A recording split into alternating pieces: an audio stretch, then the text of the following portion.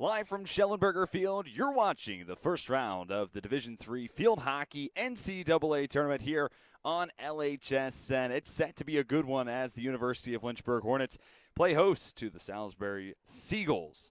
Hornets finished the regular season 14-7. Seagulls end the year 11-7.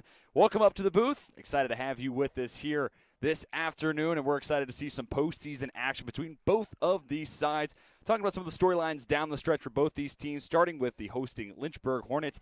They fell in the ODAC Conference Championship game at the hands of Washington and Lee, a top 11 team inside the NCAA. But prior to that, picked up big wins in the postseason tournament against Bridgewater and then ranked Shenandoah in the semifinals. Meanwhile, on the other side, Salisbury comes off winning the Coast to Coast Conference Championship over CNU, and they beat Mary Washington in the quarterfinals. Here are some of the numbers entering the contest, and these are two teams that do it in different styles. Salisbury, number one team inside the Coast to Coast Conference in goals allowed per game, and then finished last in goals on the season. Meanwhile, Lynchburg, third in the conference in goals scored, and they have a good defense as well, third in the ODAC in goals against average. So this feels like a battle of sorts for an offensively minded Lynchburg team, but they do it well on the defensive side, versus a Salisbury team with a defensive focus, but with the capability of getting it done on the offensive end. And one other statistic to keep your eyes on throughout the rest of today's battle: Seagulls, number one in the Coast to Coast League in penalty corners, and they might be looking in the direction of Mackenzie Mitchell, red hot in the Coast to Coast tournament, looking to keep that rolling today as we head to the NCAA tournament. And on the other side, potential history in the making for Lynchburg. Jackie Laro, 99 career goals, and top of the list in every other statistical category inside the ODAC. And trying to slow down both these offenses between the posts, starting with Salisbury. Dom Faraci, Coast to Coast Player of the Year, and number one in every goalie statistic. That's goal against average, goals allowed, saves, save percentage. Also had 7 shutouts. Fantastic season for the senior from Maryland. On the other end, Caleb Brady, the sophomore, has been fantastic, and a welcome addition taking over for the presumed starter Alex Boatwright heading into the year. Brady, fourth in the ODAC in goal against average, save, and save percentage.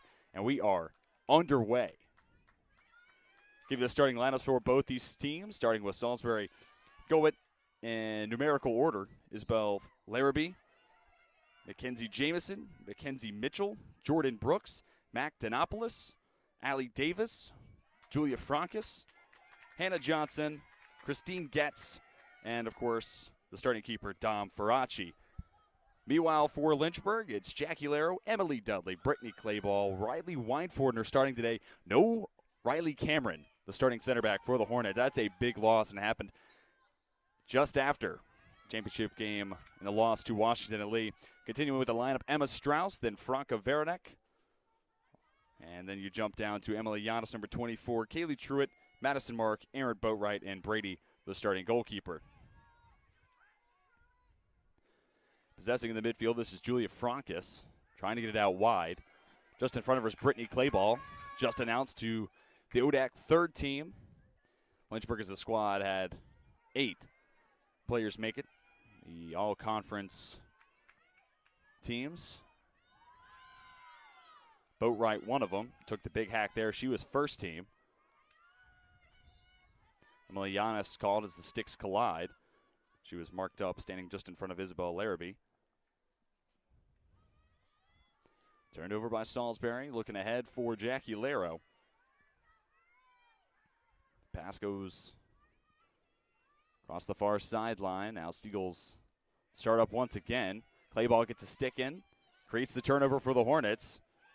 Tries to play it over. This is Franca Veranek, fielding a defender from the backside. Foul called. It was Allie Davis trying to play catch-up for Salisbury. Possession stays with Lynchburg. It's not a penalty corner, though. Again, that's a stat to keep your eye on throughout the entire match. Lynchburg second in the ODAC with 194. Salisbury first in the Coast to Coast Conference with 171. And that was a really interesting stat to see, that Salisbury was leading the conference in, especially considering the offensive numbers: last in goals, last in shots per game, but then first in goal against average. And what that signals to me, at least just looking at numbers on a screen or a page, this is a defensive-minded team. But then you see the penalty corners jumping off said page, and it signals that this team wants to play it slow, control the pace of the contest, set the tempo, and overall very possession-oriented. That's not to say Lynchburg isn't the same, but it's just a little bit of a dichotomy between these two teams. At least the way the story is painted by the numbers and the stats throughout the regular season. The two sides did play some common opponents. Lynchburg was supposed to play Mary Washington, but that game was rained out through a big storm that came through Lynchburg, Virginia. They both played CNU. Lynchburg shut out in that contest against the Captains. It was the only time that Lynchburg did not find the back of the cage this year. Salisbury lost to CNU the first time they faced each other in the regular season, then got revenge and the coast-to-coast championship game, winning 4-1 over the Captains. Another common opponent was Virginia Wesleyan. Seagulls topping the Marlins 8-0. Lynchburg had a big night as well, winning 7-0 over Virginia Wesleyan. And final common opponent, Johns Hopkins. That was one of the 9 ranked opponents Lynchburg played this year. At the time, Johns Hopkins, number 3 team in the country, fell 4-1, and Salisbury fell to Johns Hopkins 3-0. Just some extra elements to keep your mind, or keep in the back of your mind, I should say, as Laro tries to work towards the end line. Looks like it was off the stick of Hannah Johnson.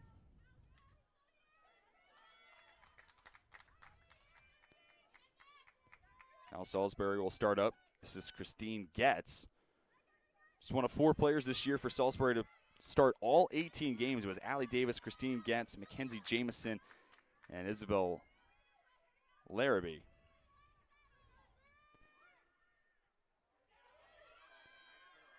Misplayed by Boatwright. Pass from Jameson. They give it back to her. She's outside the restricted circle. Lays it off, looking for Mackenzie Mitchell. Or instead make that Jordan Brooks. Junior from White Marsh, Maryland. The intended target. The pass was just a step in front of Brooks. And it opens up the opportunity for Lynchburg to get a good clear off, and the Hornets are able to do just that. So it builds across the back line. This is Larrabee. Looking to complete the reverse. Now it's with Getz. One more time. It's with McDonopoulos, junior from Lusby, Maryland. Good ball forward. Allie Davis. Just in front of Emma Strauss. Has Mackenzie Jameson just for a moment.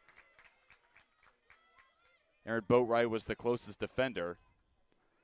That ends the run for Salisbury, but Lynchburg turns it right back over. Pass a little too strong, intended for Julia Francas.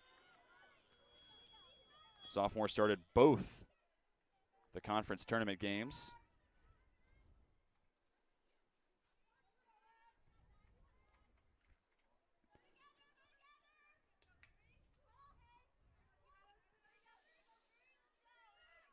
These are 2 highly decorated programs across the NCAAs. The deflection just right of the cage. Looks like it was Brooks trying to get the last second deflection. Didn't shift it enough. But to continue my point, Lynchburg, 3rd consecutive bid to the NCAA tournament, 19th overall. On the other side, Salisbury, 27 consecutive NCAA tournament appearances now, 36 overall. And it's now the 27th in a row for head coach Dawn Chamberlain and her 33rd all-time appearance in the NCAA tournament out of 35 seasons at the helm for the Seagulls. To call that impressive is an understatement. Prime scoring chance for Salisbury just in front of the cage. Allie Davis nearly sent it home. The whistle blown on the play, and it gives us our first penalty corner. Taking another look. Strauss couldn't cut off the pass. Neither could Windford or the keeper, Brady. Again, Salisbury first in the coast-to-coast conference. And penalty corners with 171 to insert. This is McDonopoulos. Top of the circle. Good move from Mitchell. Creates some space. Takes the rip. Save for Brady. Rebound opportunity. Another stop for the sophomore. Ball still live. Ricocheting back and forth. Now outside the shooting circle. Clayball looking to clear all by herself. And on the other end, Francas looks to keep it with Salisbury. Foul called. It's going to stay with the Seagulls, but Not going to be a penalty corner. Big hack from Dinopolis looking to reinsert the attacking circle. Instead, it's picked up. Emily Dudley carries forward. Looks for fellow grad student Jackie Laro. 1 goal short of the century mark. Dudley will backtrack. Looks long again for Laro. Long deflection off the stick of Johnson. Picked up by Madison Mark. Now it's with Laro.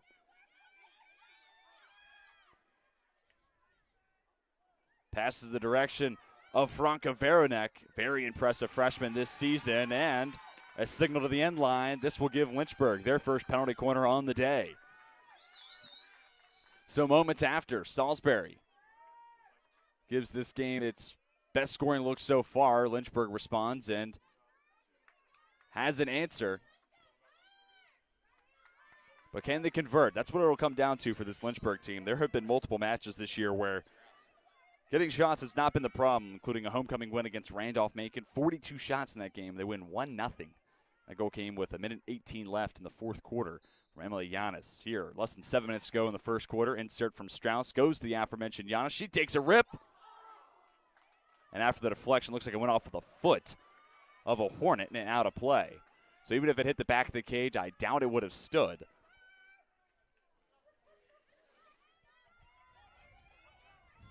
Salisbury now to build from the back line. We talked about head coach Don Chamberlain for Salisbury, and you have to talk about head coach Enza Steele. 43 years as a leader of this Lynchburg program. Won the ODAC title last year. Couldn't come away with the conference title this season, but she's done it 21 times throughout her tenure at Lynchburg. And 632 career wins. It's 2 of the best in the business going head-to-head today. And it's 2 teams that in the preseason coaches poll, top 13. Lynchburg was at number 13. Salisbury, the number 5 team in the country before the year got underway. And then it was a bit of an up-and-down regular season for Salisbury. Overall, 11-7 and a 1-1 mark against coast-to-coast opponents. That's, of course, not including conference tournament at the end of the year, which they then won and got the automatic qualifier for this NCAA tournament. Long pass from Boatwright, wanted Dudley.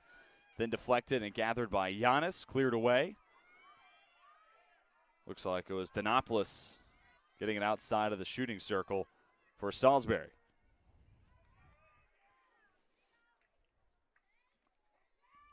At midfield, looking long was Rebecca Lloyd, senior from Maryland. Taking 4 shots of the last 3 games played for the Seagulls. Boatwright looks to send it deep. It's deflected once, picked up by Dudley. Sarah Miller-Richards, subbed in a moment ago for Lynchburg. Her pass instead finds the stick of Isabel Larrabee. Has it tapped across the near sideline. To start up, this is Dinopolis. Overall, 3 goals, 5 assists for the junior. Had a goal in the semifinals against Mary Washington and an assist in the championship win over CNU.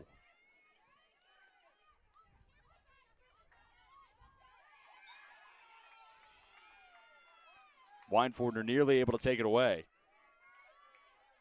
This becomes the 7th consecutive start for Weinfordner.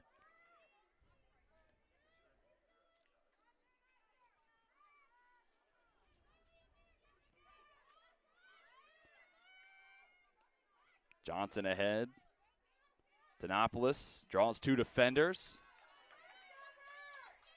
Ultimately dribbles it out. Weinfordner to the circle. Laro gets her stick in. Battles with Larrabee. Creates the turnover. Splits the double. Takes the shot. Looking for career goal number 100. Won't happen here. Good recovery from Christine Getz. And it looks like she got some help from Hannah Johnson, but not enough. Lynchburg strikes first and moves ahead 1-0.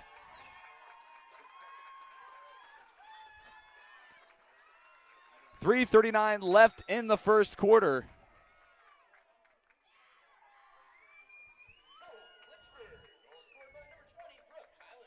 And it's Brooke Highland coming through with her 3rd score on the season. and none on a bigger stage than this afternoon for the sophomore from New Jersey.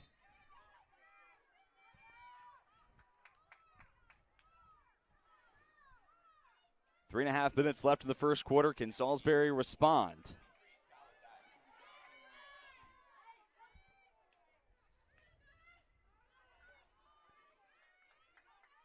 Skylar Dice with some help from Brittany Clayball. Lynchburg creates the turnover. Dudley.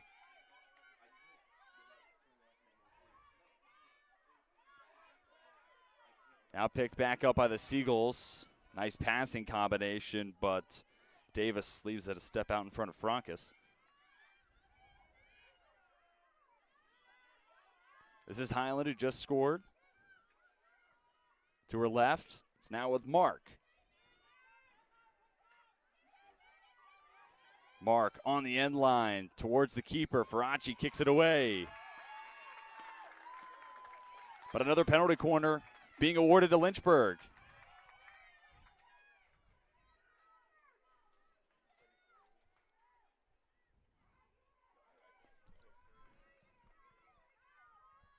Second PC on the day for the Hornets. A chance to double up their lead. Strauss to the end line to insert. Immediately at the top of the circle, Flero, Dudley, and Brooke Highland. Last penalty corner went out to the far side wing, and it does again. This is Skylar Dice, who scored the lone goal for Lynchburg in the championship loss to Washington and Lee. Second chance effort for Madison Mark, left wide of the cage. Stop for Salisbury, keeps it at 1-0.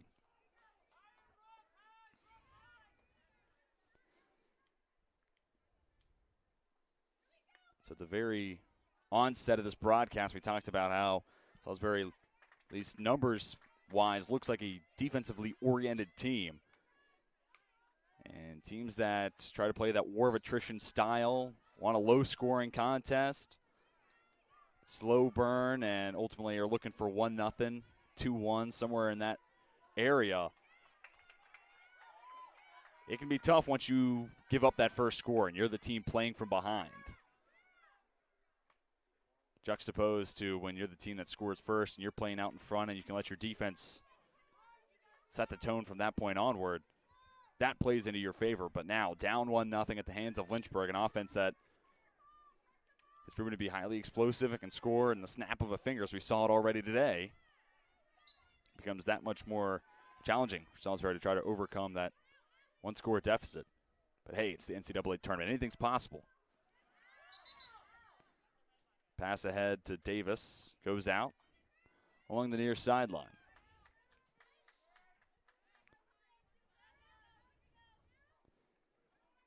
Sarah Miller-Richards, and in her 10th game of the year, flicks it to midfield.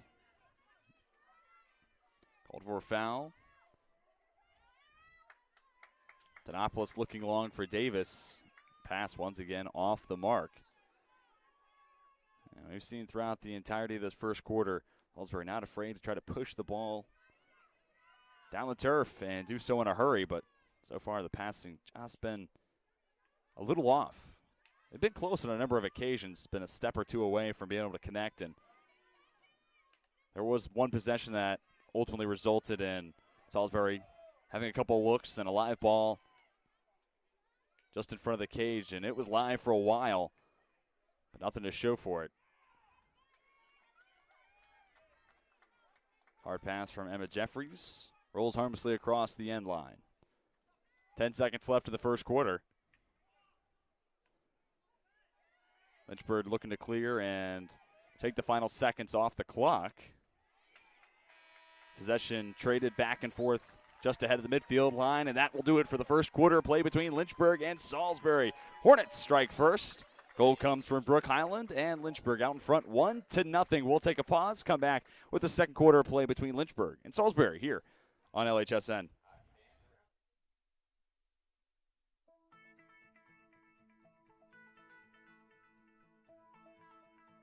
College has given me the flexibility to pursue my passions and my interests, and I've recreated my identity for myself aside from just being an athlete. My greatest personal discovery has been that I am capable of doing things that I didn't know I was capable of doing. To be able to study what I wanted to and continue to play the sport I love, all of those things came together very nicely in one package in Division III. Football has taught me a lot throughout my life. It's definitely had a huge imprint on who I am as a person. Competing at a Division III level created that opportunity for me to go to college. Not only was I the first one in my family to graduate college, but I was really the first one to even go. Being the first one, I'm breaking that cycle, and now that I've graduated, I'm not sure what's the next step, but I know I have a lot of doors open. And a lot of those are open because I played football and ran track here at Otterbein. I learned a lot of valuable lessons playing college football. I never thought about the health benefits of exercise until I actually started to talk to coaches in college. It's not only just for performance, it's for life. My coaches instilled the importance of well-being, not only building up strength, mental health, getting enough sleep, eating properly is all what it is to be healthy. I decided that I want to go on a personal trainer and share my knowledge that I obtained in college about physical and mental well-being.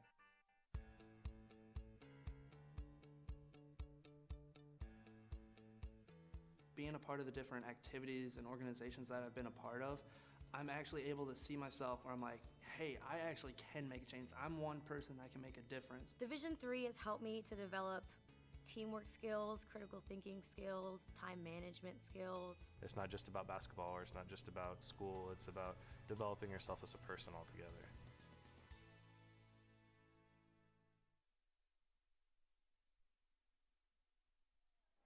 Welcome back to Lynchburg, Virginia. The Hornets out in front of the Seagulls 1-0. You missed it. Score came from Brooke Highland, her third on the year. Now we're getting set for the second quarter of play in the first round of the Division III Field Hockey NCAA Tournament here on LHSN. TJ Wingert here to take you through all the action. At midfield, it's Jackie Laro playing it back to Brittany Claiborne. The second quarter now underway. I think another interesting talking point coming into today's matchup. So how these two teams get into the tournament, right? We'll start with Salisbury. They win the Coast to Coast Conference. There's your automatic qualifier, and it was a good end of the year for Salisbury. Dropped their final two games of the regular season, but when the games matter the most, the conference tournament, they're able to string together some very impressive wins, topping Mary Washington 3-1, then CNU at CNU 4-1 final score in the championship game. On the other side, Lynchburg gets the at-large bid, 14-7 overall record. They lose in the championship game to Washington Lee. Second time they fell to the Generals this season. And their other loss against their conference opponent was against Shenandoah, the first time the two teams met. And it was a 3-1 final score on the road in the regular season finale. Lynchburg then avenged that loss, beating Shenandoah 3-1 in the semis on the road. And it's one of 9 games this year played by Lynchburg against ranked opponents. You had a win against Ursinus Center, a win and a loss against Shenandoah, 2 losses to Washington and Lee, and then losses at the hands of Johns Hopkins, who the winner of this contest will play this upcoming weekend. As Emma Strauss looks to clear, unable to do so on the initial attempt. Davis trying to swing it over for Mackenzie Mitchell. Now the Hornets get it out of the circle, but the whistle's blown in the play. It's going to stay with the Seagulls.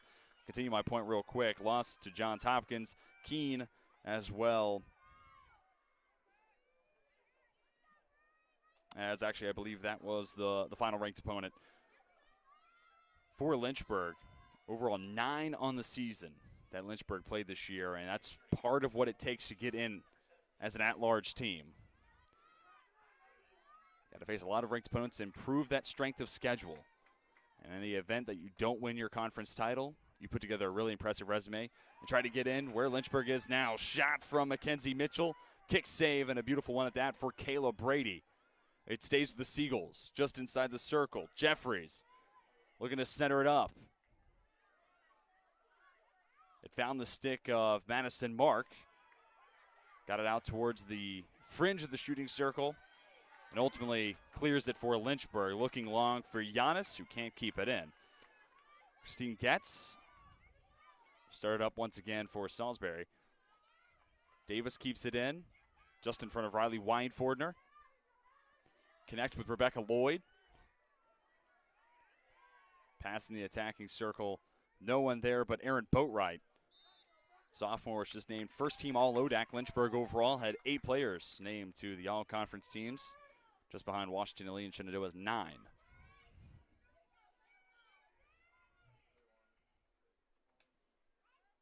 Sarah Miller-Richards attempts to clear, picked up by Getz. Denopoulos, forward for Davis. We've seen those two work up this near sideline a lot so far in the first half.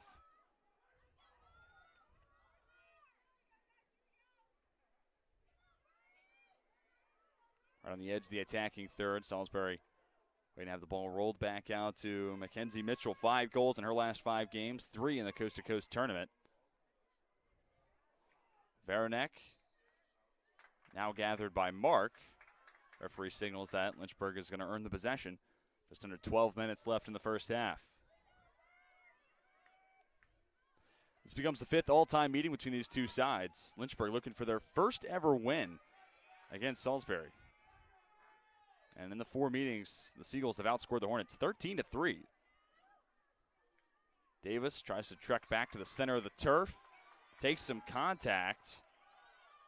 Foul called. Not going to give Salisbury a penalty corner. Instead, Denopoulos tracks back a few strides, then wanted Lloyd. Can't connect. Just tries to slip it through to the senior. Off the stick of Strauss. Then picked up by Francis. Ball still live. It's with Mitchell. Takes the shot. And as she was taking the opportunity towards the cage, whistle was blown. Potential dangerous ball spot there. Maybe a dangerous swing. High stick. Result of the play, though, is Lynchburg possession, but it only lasts a few fleeting moments as Miller-Richards couldn't handle the pass from Strauss, who we have to talk about where Amber Strauss is playing right now. She has taken over that spot, normally occupied by Riley Cameron, the sophomore, was just named the UDAC all-third team for the conference and had started all 21 games leading up to today's NCAA tournament contest. So that's a big loss. And a young player that game after game, you could see Cameron getting better and better. So now for her today is definitely a big loss for Lynchburg. Strauss forced to go back, and here's Emily Giannis inside the circle. Wines fires, takes the shot, misses wide left. And then with Strauss shifting backwards, as does Brittany Clayball. Now Clayball is playing that spot that Strauss is normally seen playing, holding mid of sorts for a soccer comparison. Does a whole lot to try to maintain possession and carry it forward. It was also previously occupied by Kessa Romero, who was injured earlier this season and was named first team all-conference despite it. 3 goals, 3 assists for the junior.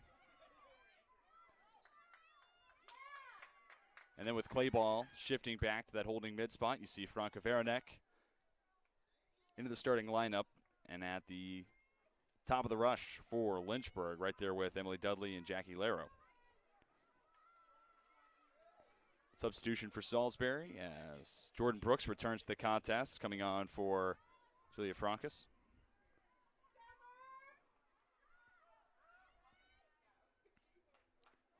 Pass in the direction of Varanek. Freshman had 5 goals this season with an assist. Lynchburg couldn't find their ever-talented freshman on this occasion. Turned over. Seagulls work back in the other direction.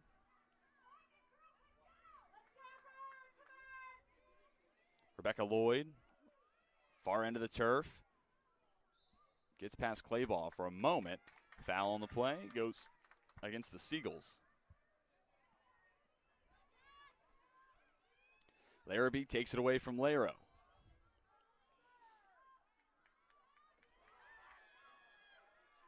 Unable to handle it was Brooks. Miller Richards sends it to midfield. Giannis the first to it. Christine Getz, the closest defender.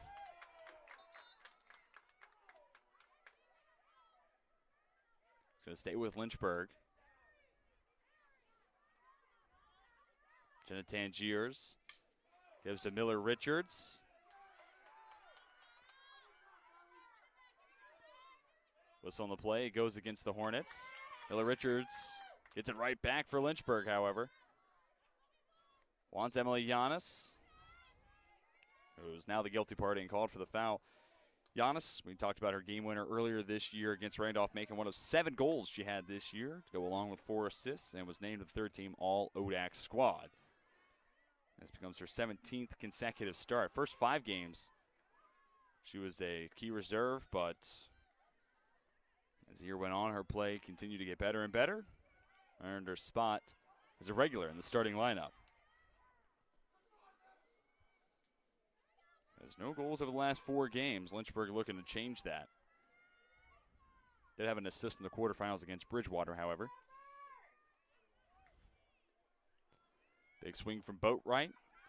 Off the stick then of Dudley. Giannis can't control it. Mactonopoulos.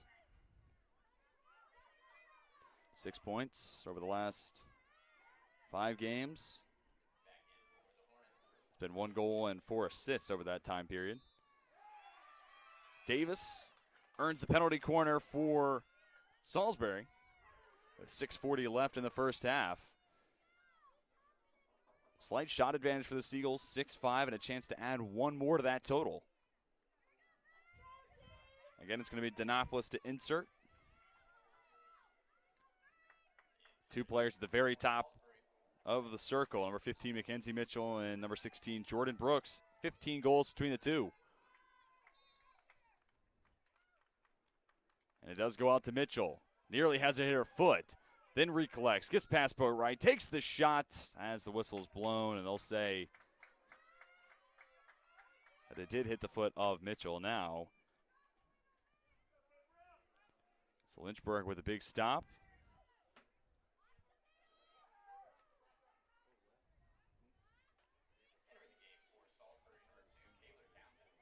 Kayla Townsend just checked in for Salisbury. A couple of subs for Lynchburg waiting to come in, including Riley Weinforner looking to return to the contest.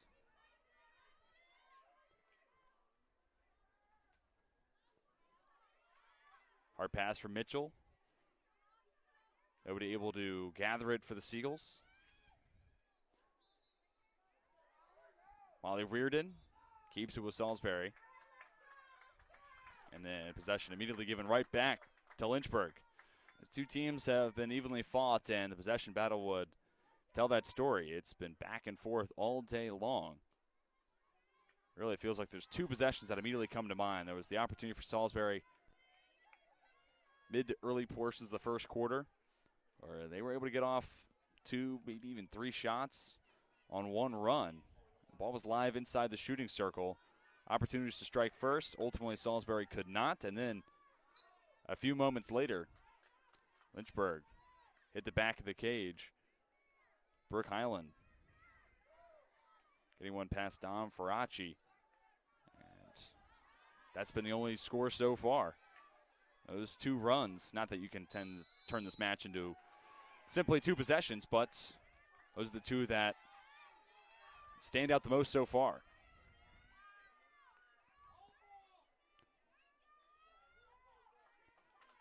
Tangiers checks out for Lynchburg.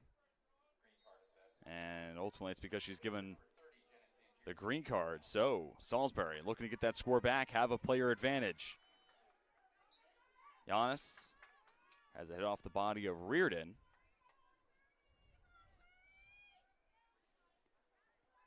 So Weinforder to start up the possession. Looking ahead for Lero. Picked up instead by Getz, off the foot of Lero. Gets ahead for Reardon. Connects with Davis. Strauss, the closest defender. Gets a stick in and takes it away from Allie Davis and is able to clear.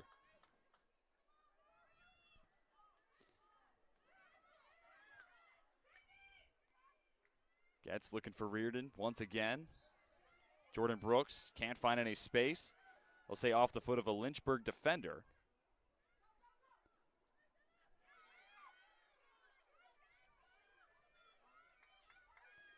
After the pass from the shooting circle was deflected immediately out by Lynchburg. Hornets might have had a chance to give their defense some breathing room. Instead, turn it right back over. It's in front of Brady, who gets a foot on it. And Jordan Brooks looking to keep it live. Result of the play, a penalty corner. 3:27 left in the first half. Here's another look at it. A missed chance for Lynchburg. Looking for a better clear than what they got. Instead, Brooks, with some help from the Lynchburg defense, gives the Seagulls third penalty corner on the day.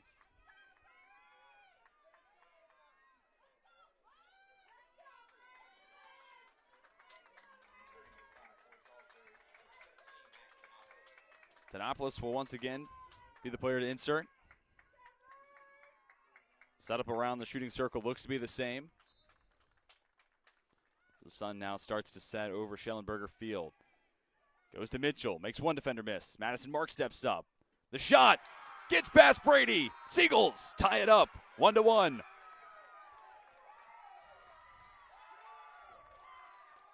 Mackenzie Mitchell doing it all by herself.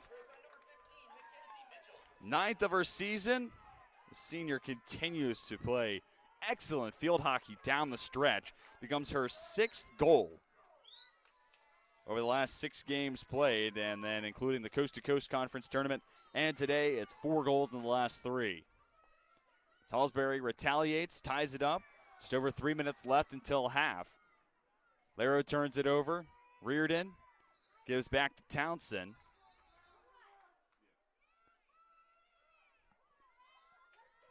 Whistle blown in the play. It's going to go against the Hornets.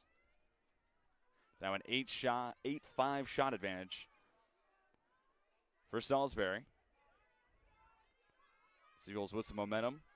Looking to steal potentially the go-ahead goal before we break.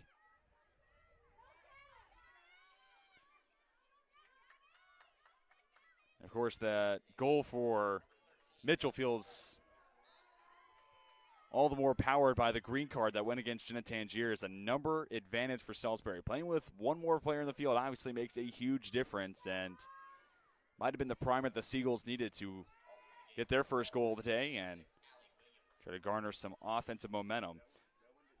At the end of that 2-minute duration, just passed by, and it's Gabrielle Purdom coming on for Lynchburg.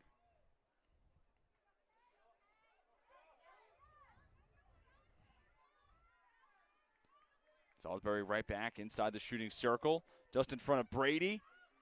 Ball's still live, and you can't sit on it if you're a keeper. Whistle's blown. It's not for Brady covering it up. Instead, it looks like it went off the foot of Allie William. Just checked in for Salisbury.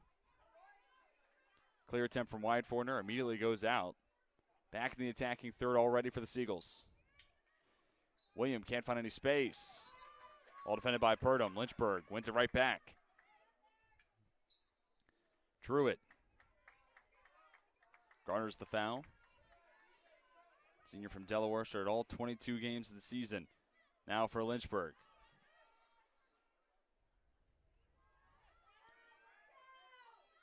Strauss has clay ball.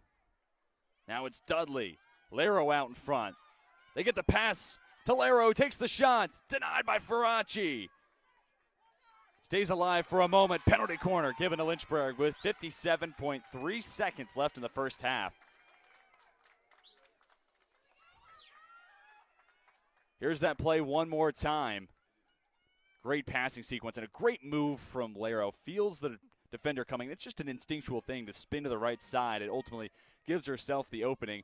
And after being denied on the shot, looks like her and Hannah Johnson were scrumming for the loose ball. And ultimately gives Lynchburg another penalty corner chance, looking to retake the lead. Strauss to inside. Goes all the way out to Laro. Then over to Dudley. Lets it fly. Hits home. Lynchburg back in front, 2-1. From one grad student to another, Dudley has her 12th on the season.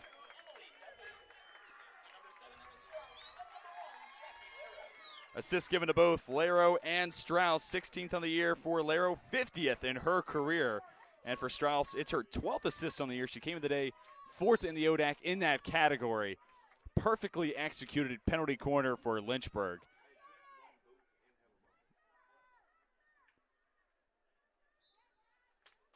And now the offenses for both these teams starting to garner some momentum down the stretch of the first half.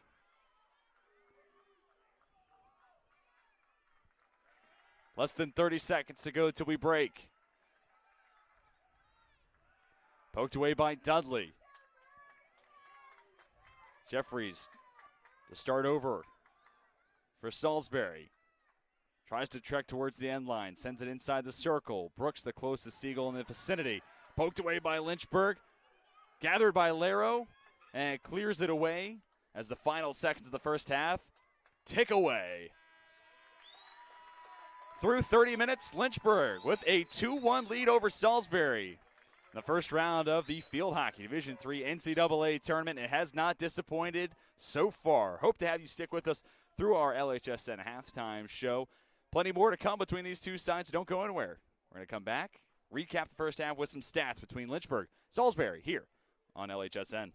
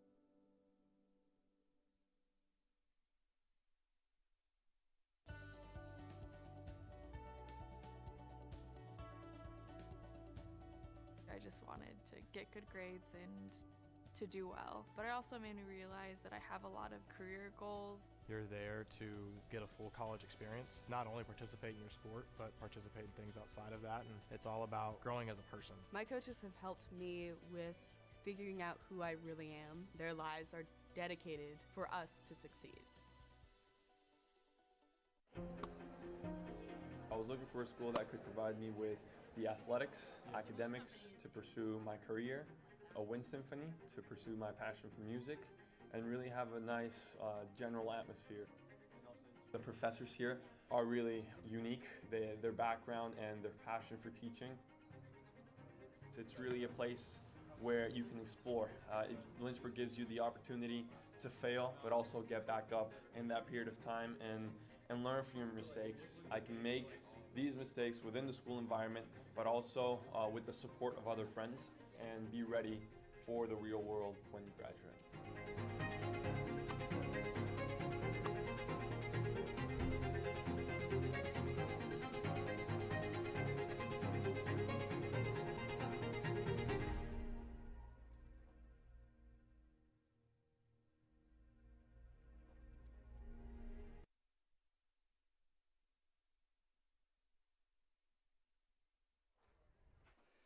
Halftime between Lynchburg and Salisbury here at Schellenberger Field. You're watching the first round of the Field Hockey NCAA Tournament, the Division III level on LHSN.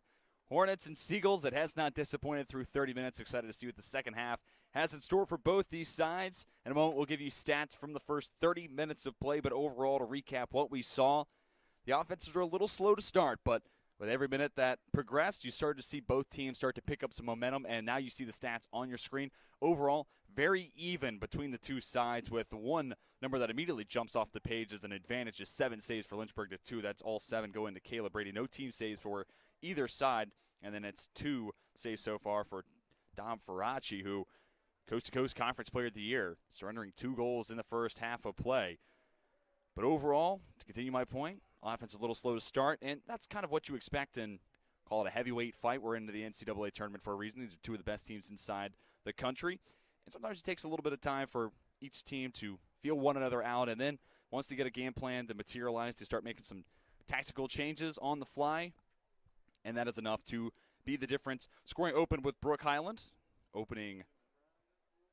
scoring and hitting the back of the cage in the first quarter. And then once we got to the second quarter, with Lynchburg playing a player down after the green card was given to Jenna Tangiers, Salisbury was able to retaliate. And then a few minutes later, Emily Dudley brought us to the 2-1 score where we stand right now. We're going to take a pause, come back, show you some highlights from the first 30 minutes of play between Lynchburg and Salisbury. So don't go anywhere. Plenty more coming to you here on LHSN.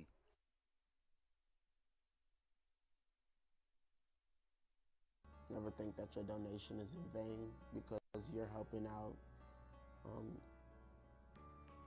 hundreds of students that are just like me, who need a shot and who are getting one. Without donations, without you individuals that are helping to donate to the university and the Lynchburg Fund, there would be no student body president Davion Washington.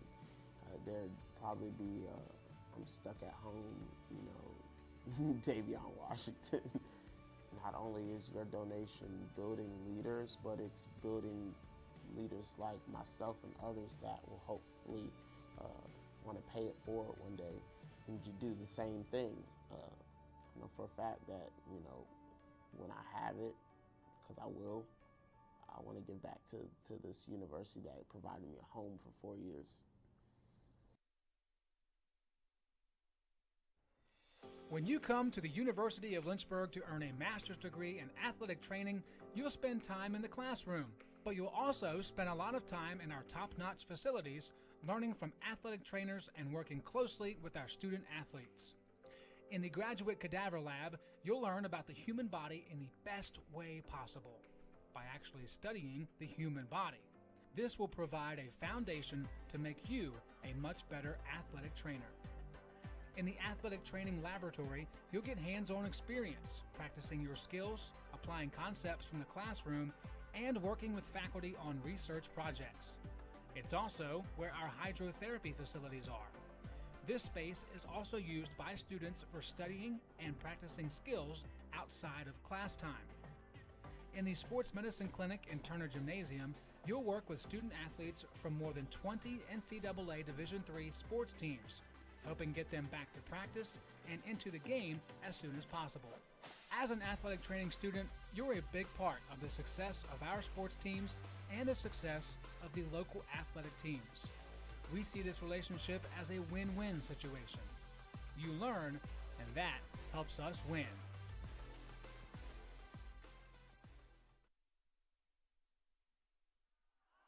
Welcome back to Schellenberger Field on the campus of the University of Lynchburg. Hornets out in front of the Salisbury Seagulls 2-1.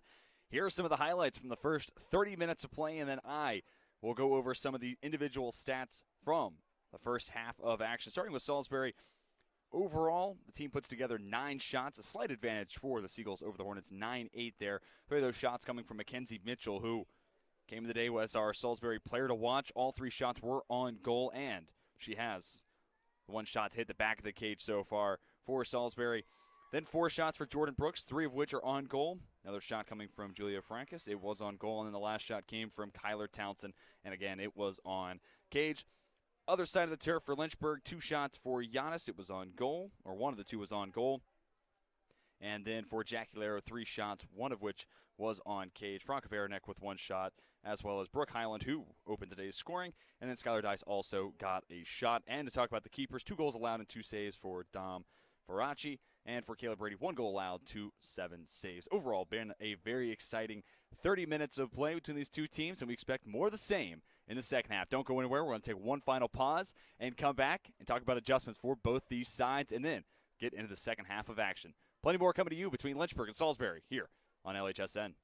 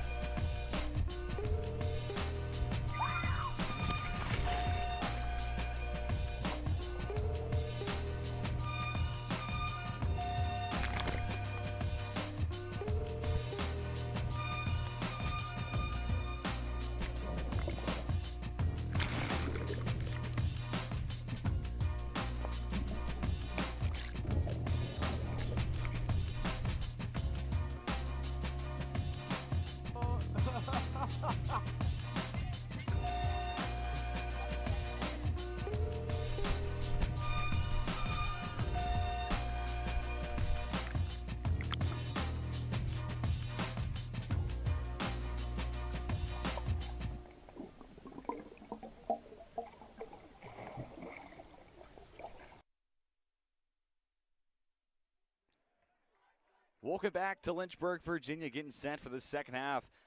And our opening round matchup between Lynchburg and Salisbury in the NCAA Division III Field Hockey Tournament. Hornets out in front, 2-1 over the Seagulls. And before I talk about adjustments for both these sides, it has officially been changed. It was Emily Giannis scoring that second goal for Lynchburg. So as it stands right now, Giannis with the game winner. It's her 8th on the year. Instead of Emily Dudley, it's Emily Giannis. Apologies for some confusion, but it was just rectified, so I wanted to let you all know as well. The assists still go to Strauss and Laro. They're 12th and 16th on the season, respectively. Now let's talk about adjustments and get set for the second half of action between these two sides. For Salisbury, overall, I think it was a really impressive 30 minutes of play. And this is about as even fought as we've seen Lynchburg here at home since, well, it wasn't necessarily here at home, but technically a home game, out over at the Liberty University Field Hockey Complex in matches against number 13 Air Science, number 18 Center. Other than that, a lot of the home affairs this season for Lynchburg have been rather one-sided, leading to the Hornets going 8-0 at home this season. So for Salisbury, keep what you were working at in the first half, and ultimately it comes down to, once you have the ball live at the feet and inside the shooting circle, having a few more of those hit the back of the cage. Again, easier said than done, especially for a guy in a booth not suited up with the sun setting over Schellenberger Field and tasked with trying to make the changes come to fruition, right? But if a few more of those opportunities hit the back of the cage, they've had looks inside the shooting circle. They've had some really solid-looking runs against Caleb Brady. Now it just comes down to converting on a few more of those looks, and that could be all the difference in this one. Boatwright tries to clear, taken away by Brooks. Finds Frankus. Clayball, the closest defender, and is going to be called for the foul. Frankus tries to play quick off the restart. Referees will send it back out with Mackenzie Mitchell to start it up now for the Seagulls in the attacking third. Off the foot of Dudley. Playing it quick. Centered up in the circle. Davis picks it up. Now it's Weinfordner attempting to clear. Instead, a penalty corner given to Salisbury first the second half. Now quickly, adjustments for Lynchburg in the second half. It comes down to trying to keep pressure away from Caleb Brady. So far, not the best start at doing that here in the second half, but asking Brady to come up with 7 saves in the first half, that is a lot to ask upon an underclassman, right? A sophomore, first year as a starter. That's a lot of weight to put on her shoulders, and Brady's stepped up in some big games throughout the season. But if there's a way that Lynchburg can shift the field of play out of their defensive third, keep it in the middle third, or especially in the attacking third, and try to create some more offense, things will be looking very good for the Hornets. Insert from Denopolis to our player to watch, Mackenzie Mitchell, and then a shot from Salisbury on the far end of the shooting circle off the left post. It can come quick with the Salisbury offense once they get set. Ultimately, it's a shot coming from Allie Davis after the give from Mackenzie Jamison. And now the Seagulls bring the press forward. Turnover created. Shot, save for Brady. Gets a stick save and clear through the shooting circle. Fantastic hustle from Brady. One, quick on her feet, getting out there, making her body big and deflecting that shot. And then as it's loose on the ground, able to make solid contact with the stick and get it outside the shooting circle. Fantastic play for Brady. Her now 8th or better save on the afternoon. And officially, they're going to say that's her 9th.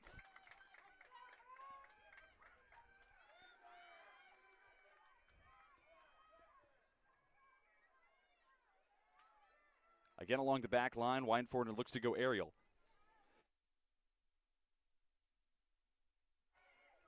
Immediately picked up by Salisbury. And this is what we were just talking about. If the Seagulls are able to take advantage and keep the Hornets with their back against the wall, eventually these opportunities are going to turn into a score. And on the other side, Lynchburg has got to try to find a way to get a good clear here. Shift the field of play. Push it up the field and away from Brady and your defense overall.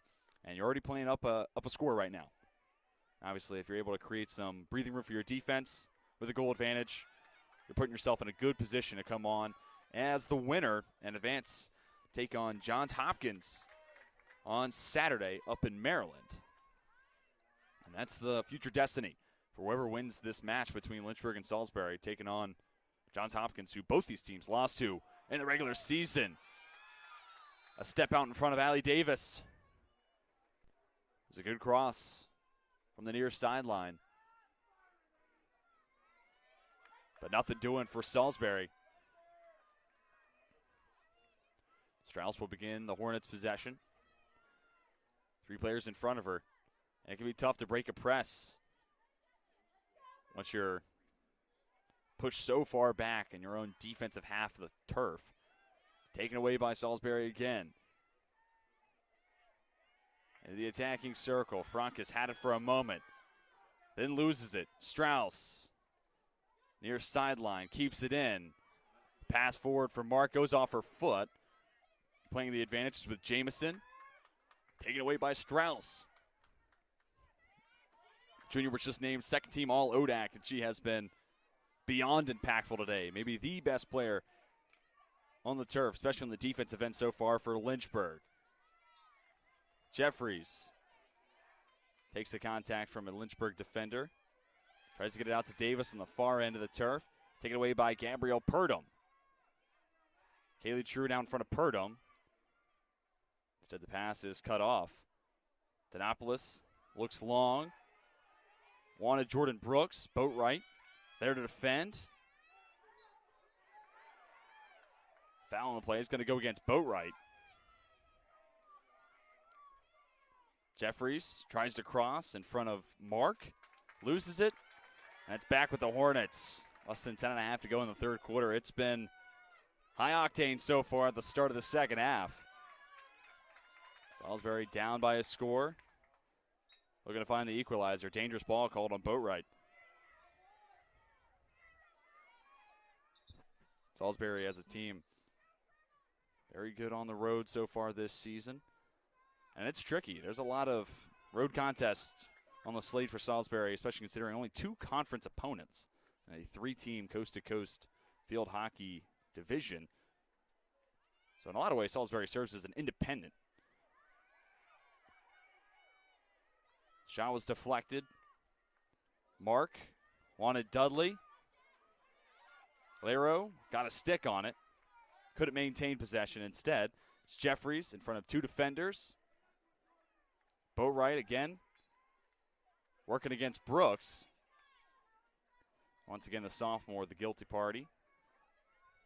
Jeffries to start it up. Has Brooks.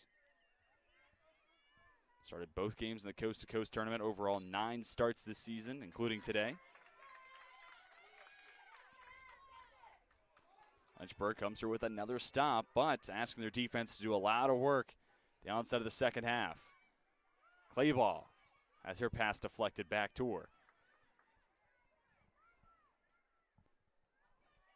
Now able to get it through to Purdom. Wanting Truitt. And instead, Lynchburg concedes possession, and Salisbury has Christine Getz begin the opportunity. It was immediately then taken away by Purdom. 2 teams exchange possession back and forth. Lynchburg looking for their first ever win against Salisbury. Seagulls 4-0 all-time against the Hornets. Those matches coming in 2010, 2014, 2015, and then 2019. Boatwright gets past Brooks.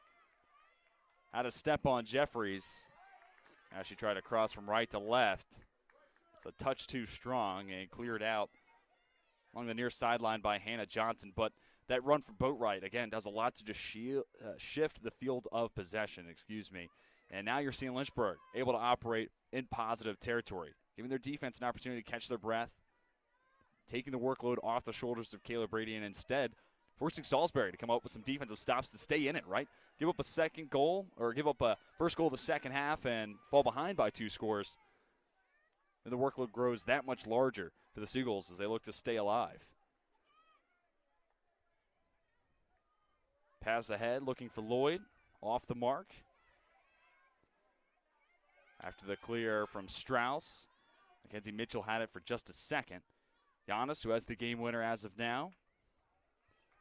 Trying to find Truitt, who we've seen shifted up the turf today. Normally somebody who's playing on the back line, primarily as the right back, other end of the turf to Aaron Boatwright. But in the second half, moving forward up the field. Lynchburg trying to find Laro. Grad student, 99 career goals, looking for number 100. Finished the regular season 3rd in the conference in goals, 2nd in assists.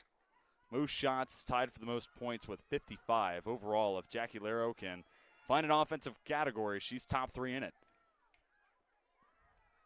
Reardon keeps it in, centers it up for Davis.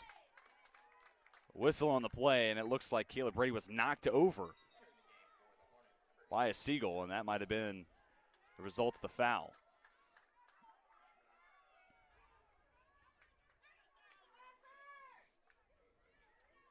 Strauss ahead, wanted Dudley. Taken away by Jeffries. Clayball tries to return the favor. Ultimately, the senior from Chesapeake, Virginia. Called for a foul. And Salisbury going to try to reverse it across the turf. Johnson on a Denopoulos.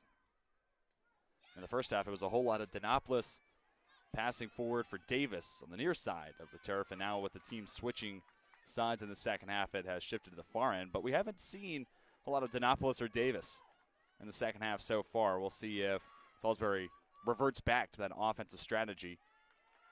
Trying to find Denopoulos here. Pass off the mark. Lynchburg in positive territory. Purdom lofts it up. Set down by Lloyd. Or make that Larrabee.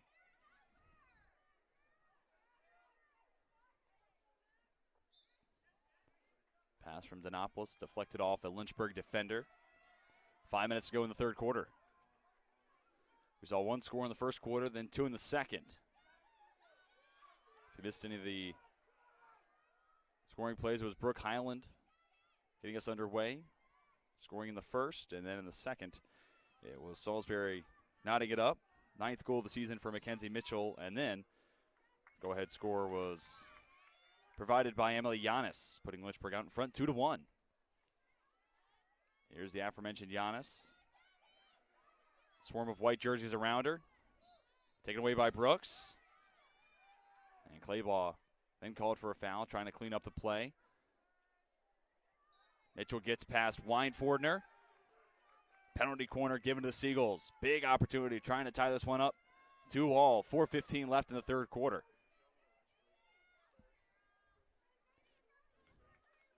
Mitchell's been at the top of the circle all day long, and there you see Lynchburg defense that has seen 11 shots in their direction, of which 10 have been on goal. It's resulted in Caleb Brady picking up 9 saves, only to 1 goal allowed. Insert from Denopoulos to Mitchell. Swinging it over to Davis outside the semicircle, looking to set it up for a teammate. It was picked up by Boatwright, who broke up the pass, and foul on the play ends the opportunity for the Seagulls. Brooke Highland returns to the contest. Salisbury brings the press forward. This is right back where we were at the beginning of the second half. Great play from Caleb Brady. It was a beautiful pass. I believe that made it through to Brooks. A step in front of Brady. The keeper recovers quickly and deflects the shot, but the Seagulls earn yet another penalty corner chance. Take another look at it. Beautiful feed from Lloyd. It was actually Allie Cox who nearly deflected it home to tie this one up 2 apiece. But all for naught. Denopolis to insert again. Gives to Mackenzie Mitchell. Boatwright closes. Whistle goes against Salisbury. And yet another quality scoring opportunity for the Seagulls. Strauss tries to send it near side. Wanted Highland. Pass, not enough mustard behind it. Shot from Lloyd. Kicked away. Penalty corner. Given to Salisbury.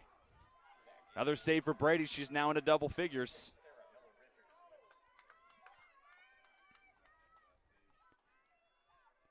Here's a look at that last save from Kayla Brady. Getting away with the left foot.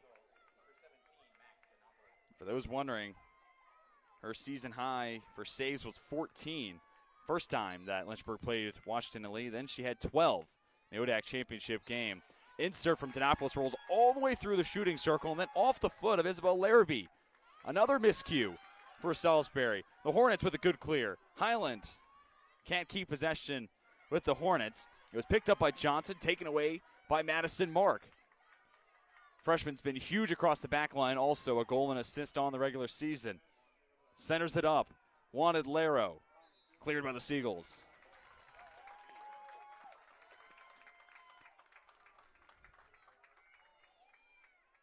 This is going to give Lynchburg a penalty corner chance.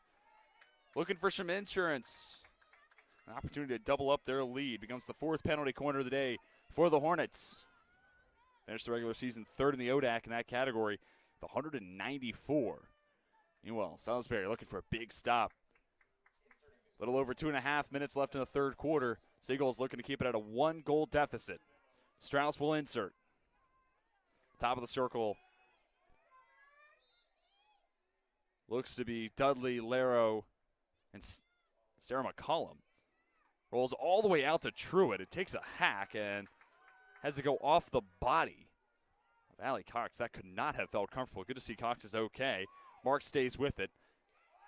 Lofts it up into the circle and going to be called for a dangerous ball. Again, good to see that. Excuse me, I said Allie Cox. Allie Davis is okay, junior from Wilmington, Delaware. One of 4 players for Salisbury to start every match this season. Good to see she was okay after taking hard hit pass off the stick of Madison Mark. Laro trying to stay with it. Inside the circle. Leaves the pass just a step in front of Highland, who nearly had her 2nd on the afternoon. Sports are a game of inches. Case in point, this last play. Laro already with 1 assist today, nearly garnered her 2nd.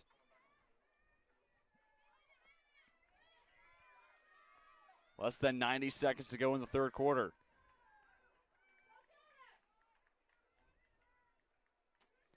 Larrabee attempts to clear. Rebecca Lloyd looking ahead for Molly Reardon. Off the stick of the sophomore from New Jersey. Boatwright finds Dudley. Has it traversed through the shooting circle. No one there for Lynchburg. Dudley was just named to the 3rd team All ODAC squad. 3rd consecutive season. She was 3rd team All ODAC. Boatwright gets a stick in the mix. Slows down the oncoming Salisbury rush. Aerial from Jeffries just in front of 43-year head coach, ends the steal. Seagulls back in the attacking 3rd. Frankus able to avoid some of the defensive pressure from the Hornets. Looks like it went off the foot of a Lynchburg player. Penalty corner given to Salisbury. They're 9th on the day.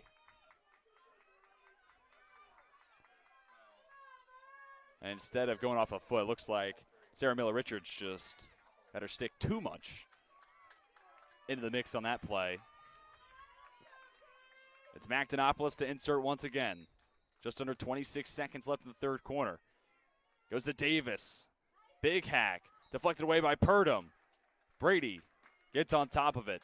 They'll stop the clock. 17.6 left in the third. Another penalty corner chance for Salisbury. Looking for the equalizer.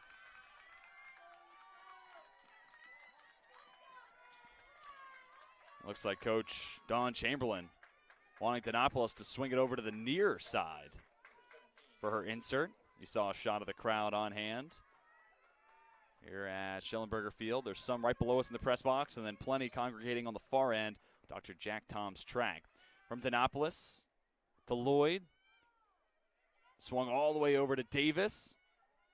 Gets past Purdom, takes the shot. It's chipped up and out across the end line, harmlessly bringing a close to the third quarter of action. Our first scoreless 15 minutes of play between these two teams. It's still 2-1. Lynchburg out in front of Salisbury. We'll step aside and come back with the final stance between these two squads. All coming to you here on LHSN.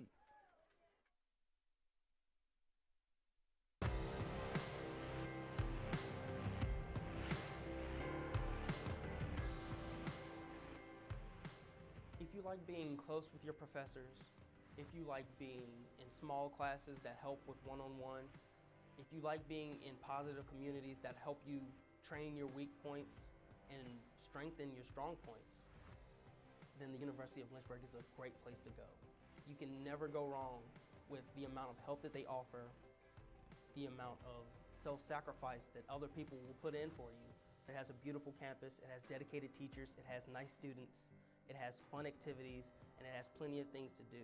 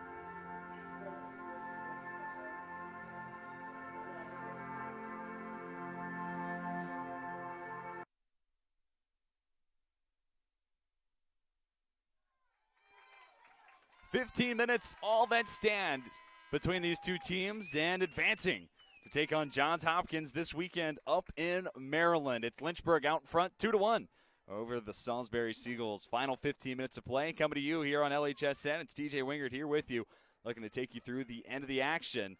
Unless Salisbury ties it up 2-2 and we head to overtime. Update on some of the stats. 15-8 shot advantage now for Salisbury out in front of Lynchburg. 12 of those shots have been on goal. 4 of the 8 for Lynchburg have been on cage, and it's resulted in 11 saves for Caleb Brady. And on the other end of the turf, 2 for Dom Faraci. Early possession goes to Lynchburg. And if afforded the opportunity, I would not be surprised to see the Hornets be a little bit more patient on the offensive end. In the third quarter, possession was, for the most part, handled by Salisbury. And, of course, there were some runs and some opportunities for Lynchburg in the mix as well, but maybe 75-25, strictly speculating here on those exact percentages. But more often than not, it was the Seagulls controlling the pace of the third quarter and doing so largely from the attacking third, which is an advantageous spot, obviously, especially when you're down by a score looking to tie it up. But Lynchburg's defense was locked down and making it even more impressive. They're playing this game without Riley Cameron. Center back started every game of the season up until today. Got injured after the championship game as Strauss slows down the Seagulls' rush, but then sends it out across the far sideline just in front of the Lynchburg fans. On the other end of the track, good pass forward. Davis Gets it over to Molly Reardon, who ties it up for Salisbury. It all starts with Mackenzie Jamison at the top of the attack, a numbers advantage for Salisbury. And then a clean feed to Davis, who gets her 5th assist on the season. And the pass makes it past the foot of Brady, finds the stick of Reardon. 3rd goal of the year for the sophomore. And none bigger than that one. Lynchburg looking to retaliate. The two teams exchanged goals in the 2nd quarter. It was Emily Giannis with the then game winner. Now we're tied up 2-2. Jamison finds Davis again. 2-on-2. Strauss gets her stick down. Forces Davis to slow down just enough for Lynchburg to get their defense back. Pass to the near side. Jeffries the intended target. Madison Mark gets to it for Lynchburg. Good clear ahead. Or so it seemed. Instead, possession given to Salisbury. They're going to have Jeffries step up and bring it closer towards the end line. 13th start of the year for Jeffries, junior from Maryland. Can't find Reardon. And going back to talking about possession in the 3rd quarter, it really came in phases. In the first half of the 3rd quarter, it was Lynchburg trying to get away from Salisbury and their press bringing forward, and then ultimately defense led to offensive opportunities for the Seagulls. And then there were a few minutes where Lynchburg was able to clear and move the field position battle right around midfield and even into Seagulls territory for a moment. And then towards the end of the 3rd quarter, it was right back to where we started. Salisbury bringing that press forward and controlling the pace of the game deep into Lynchburg territory. And so far, been the case in the 4th. Davis keeps it from going out along the end line. Forces Strauss to pick it up. And Lynchburg trying to traverse the entirety of the turf. Off the stick of a Seagulls defender. Weinforner looking to find Laro.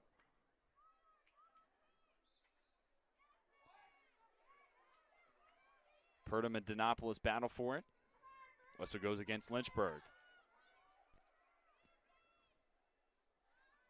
Again, the winner of this match moves on to the quarterfinals and will take on Johns Hopkins on Saturday, 11 a.m. Mark with the takeaway. Can't get the pass through to Laro. Jeffries could get past Dudley, then Clayball got a stick in, but the Seagulls able to keep it on the offensive side. Davis forces Brady to step up. No foul in the play. Weinforner attempts to clear and is able to do just that. Laro attempts to settle. Whistle. Goes against Salisbury. Laro plays it quick. Had Dice. Now it's Highland at the first goal of the match. Off the foot of a Seagull defender. Highland sticks with it. Goes left to right. Comes up empty on the pass attempt. And turns it over to Salisbury. Mackenzie Mitchell now re-enters the contest. Some offensive reinforcements for the Seagulls, who will have possession starting up on the near sideline. Beginning with Emma Jeffries, going aerial. Gets the pass away to Molly Reardon, who then called for a foul, working against Aaron Boatwright. Costly turnover for the sophomore, picked up by Frankis. Eludes Strauss. Weinforner steps up as the second defender. And a big stop for Lynchburg, at least at the moment. Weinforner has Mark. Chips it up and out on the near sideline. Jeffries attempts to play it quick. Whistle to go against the Seagulls. And the third quarter was back and forth and high tempo despite there being no goal for either team in that 15 minutes of play. And that momentum is certainly carried forward here into the fourth quarter. Dudley gets her stick down, sets it up for Highland. Rebecca Lloyd comes on from the backside. Will be the guilty party on the foul. Dudley at midfield. 2 hard hops, and it rolls past Skylar Dice and out of play.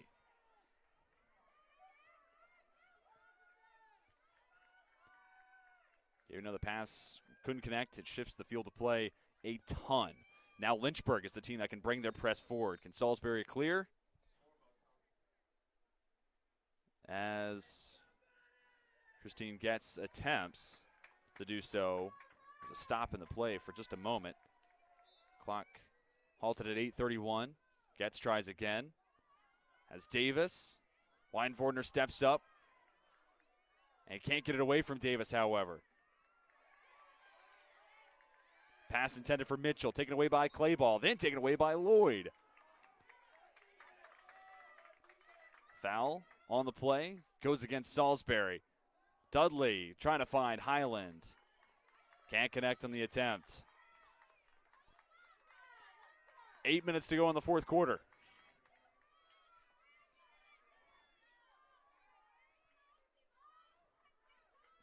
Larrabee just ahead of the pressure applied by Highland. Able to find Reardon, then looking long for Frankus. Strauss just in front of the sophomore from Bel Air, Maryland. Boatwright. Can't connect with Mark. Gathered by Lloyd, has it then go off the body of Mark. Lloyd not in the starting lineup today, but played a majority of the contest since checking on as a reserve. Possession stays with Salisbury.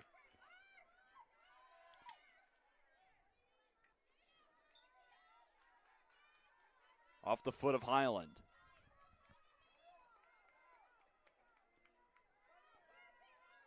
Jeffries for Lloyd. Sends it to the circle, deflected by Strauss. Second chance. Mitchell lets it fly. Big save for Brady, keeping it up, tied 2-2. Lynchburg gets it out of the shooting circle. No numbers advantage. Dice in the direction of Laro, broken up by Larrabee.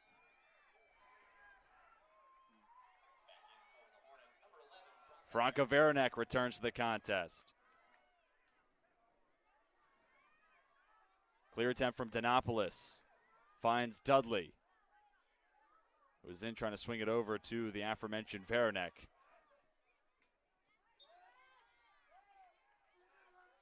Again off the foot of Mark. Jeffries. Aerial for Reardon. A step out in front of the sophomore. Strauss was the first player to it. Whacks it ahead for Veranek. Veranek battling with Hannah Johnson. Between Johnson and Getz, once Lynchburg's been in positive territory, it's been tough to get past those two. Pass for Mark. Well wide left of Laro.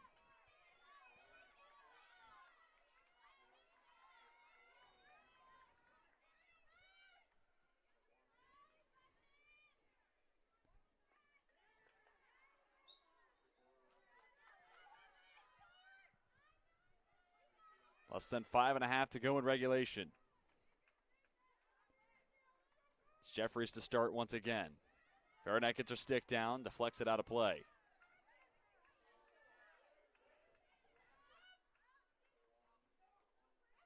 Tossed up towards Reardon and out. A couple of big sequences here for Lynchburg. Trying to bring this game back to an equilibrium state. One, Salisbury ties it up, momentum then given to the advantage of the Seagulls, and then they've been able to control possession. But over the last minute or two of game time, Lynchburg's able to work that back to a 50-50 state. Mark gets it to Laro. Sent outside the shooting circle. Laro beats 2 defenders, tries to center it up. Mark the closest to it. Nothing doing for Lynchburg. Foul on the play. Hornets are in a penalty corner. The goal from Giannis that made it 2-1 for Lynchburg came off of a PC chance, and it was executed perfectly by Lynchburg. Can the Hornets do it again?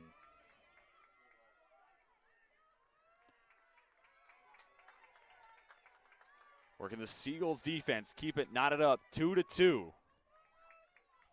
Try to steal one on the road towards the end of regulation or even force overtime. Strauss will insert once again. Rolls all the way to Laro. Gets past Davis. Takes the shot. Hits the foot of Getz. Another penalty corner on the way.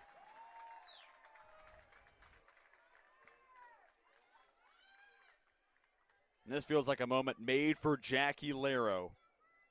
20 goals in the regular season and 99 in her career. One of the team captains for the Hornets. And a chance, if she converts and gives Lynchburg the lead, then the defense holds on. Lives to see one more game in her career. From Strauss to Mark. Near side, Dudley! Tries to go top shelf. Looks like a whistle on the play. Don't know if Faraci's going to be given a save because of it. But it did look like the senior keeper got her hand up in time to make the save. Different play design than what we've seen from Lynchburg on those penalty corner chances so far today. Larrabee gets it to Jeffries. Then off the body of Veranek. Less than 4 to go in regulation. Johnson to Larrabee. And with Laro applying the pressure all by herself, Denopolis can't control it. Laro to the shooting circle, cleared by Getz. Picked up by Purdom. Purdom has it poked away, but it's going to stay with Lynchburg.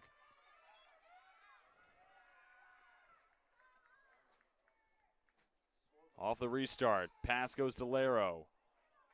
And it goes off her leg. Ends the run for Lynchburg. Great clear from Salisbury. Strauss runs all the way back. The Hornets will have to build from the back line. Good pass from Strauss, has Mark. Then gets it to Dudley. Connects with Dice, out in front of Getz. Wants Laro.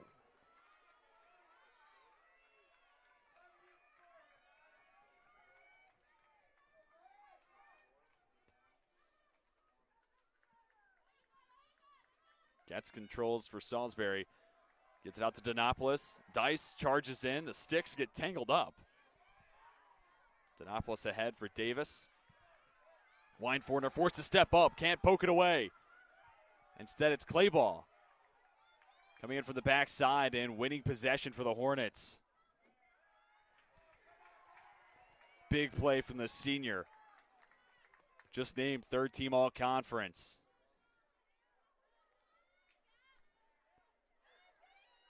Two minutes to go in the fourth quarter. Denopolis trying to find any space. Jamison ahead for Davis, who assisted the game-tying score from Reardon. Tries to find Reardon once more.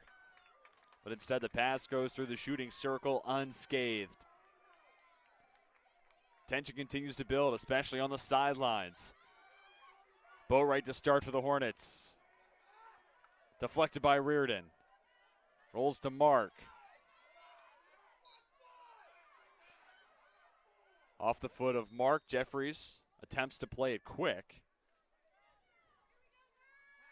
They're going to bring Salisbury back just a few strides. Jeffries to Lloyd. Sends it all the way through the semicircle. Seagulls in the attacking third.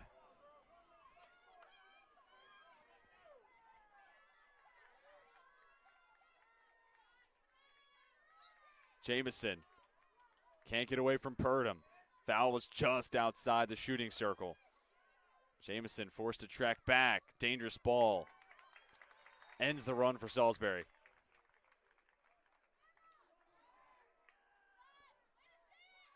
Good clear from Strauss. This will eat up a lot of the remaining clock.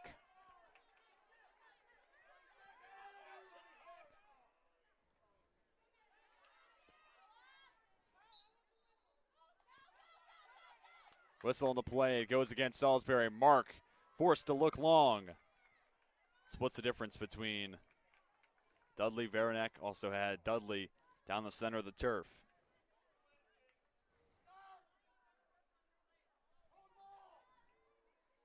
Salisbury is going to pass it along the back line, and then Ford looking for Lloyd, and 60 minutes of field hockey between Salisbury and Lynchburg. Not enough. We are headed to overtime here in the first round of the field hockey Division III NCAA tournament. If you've seen this game, you know there's no reason to leave it right now. 2-2 your score at the end of regulation. We'll step aside, come back with some stats through 60 minutes between these two teams. So don't go anywhere. Plenty more to watch between Lynchburg and Salisbury here on the Lynchburg Hornets Sports Network.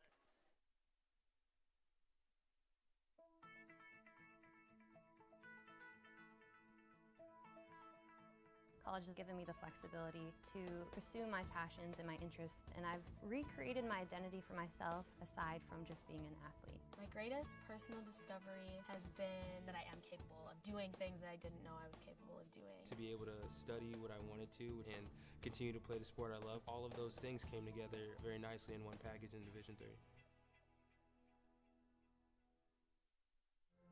Football has taught me a lot throughout my life.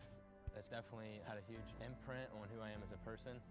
Competing at a Division III level created that opportunity for me to go to college. Not only was I the first one in my family to graduate college, but I was really the first one to even go. Being the first one, I'm breaking that cycle, and now that I've graduated, I'm not sure what's the next step, but I know I have a lot of doors open. And a lot of those are open because I played football and ran track here at Otterbein. I learned a lot of valuable lessons playing college football.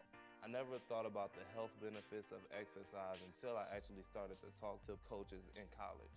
It's not only just for performance, it's for life. My coaches instilled the importance of well-being, not only building up strength, mental health, getting enough sleep, eating properly is all what it is to be healthy. I decided that I want to go on a personal trainer and share my knowledge that I obtained in college about physical and mental well-being.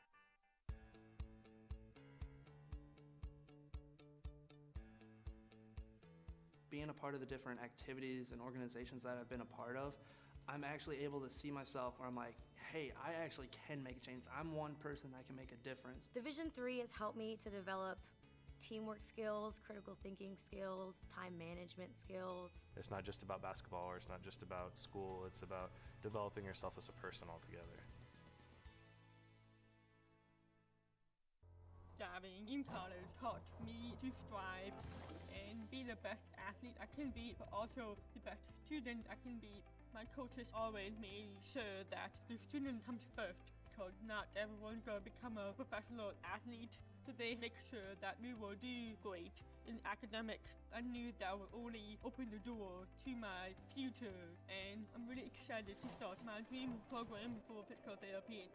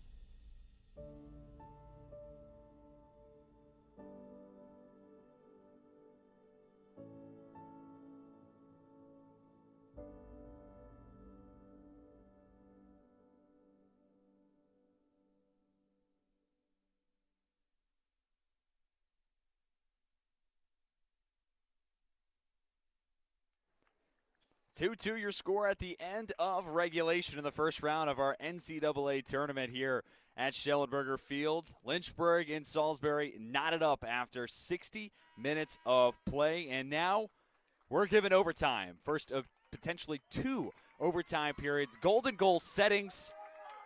Let the fun begin, folks. It's been evenly fought all the way through between these two sides, and we're going to show you some of the stats here in just a moment. And really in the second half, started to get away from Lynchburg in regards to possession and the shots category. So the Seagulls that started to create some separation there, 18-10 advantage out in front of the Hornets. And the shots on goals really what's impressed me so far from Salisbury.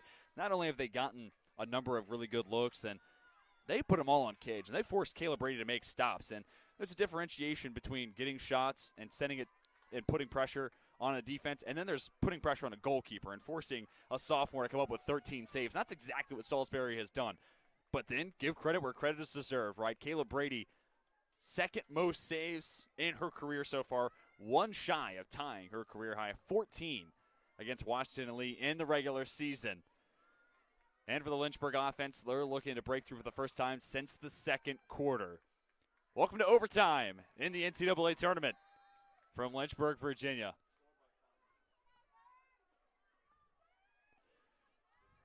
Early possession with Salisbury. Down the center of the turf, Stanopoulos looking for Mackenzie Mitchell. Mitchell stays at it, gets it to the circle. Reardon scored the second and the game-tying goal for Salisbury. Tries to cross it, kicked away by Brady.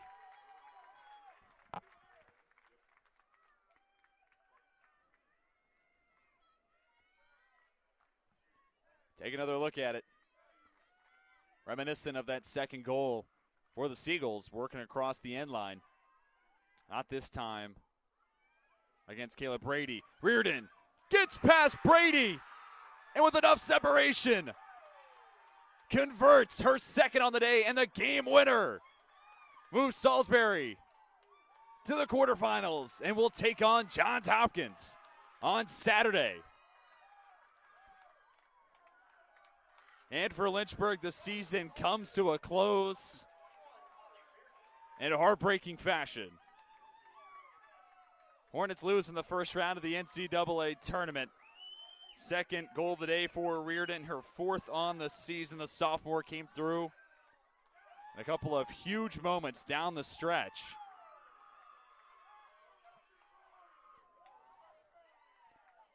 So Salisbury lives to see another day and will take on one of the best teams in the country, Johns Hopkins, on Saturday. Meanwhile, for Lynchburg, the season comes to a close, and also the career comes to a close for players like Jackie Laro, Emily Dudley, potentially Brittany Clayball, Emma Strauss. And the Hornets overall put together a lot of quality efforts on the day and put up a good fight against Salisbury. Preseason number 5 team in the country. Proves to be too much, and the Seagulls stay perfect against the Hornets now, 5-0 all-time against Lynchburg. Once again, final score 3-2 through overtime. Salisbury comes out on top over Lynchburg and will take on Johns Hopkins on Saturday. Player of the match has got to be Molly Reardon with the game tire and the game winner for the Seagulls. But that's going to do it for us at Schellenberger Field. Thank you all for spending some time with us here your Wednesday afternoon. I'd like to give a shout out to my director, Sam Rice, and the rest of our LHSN broadcast crew. My name's TJ Wingert. Thank you again for joining us here in the first round of the NCAA tournament. Until next time, we are signing off.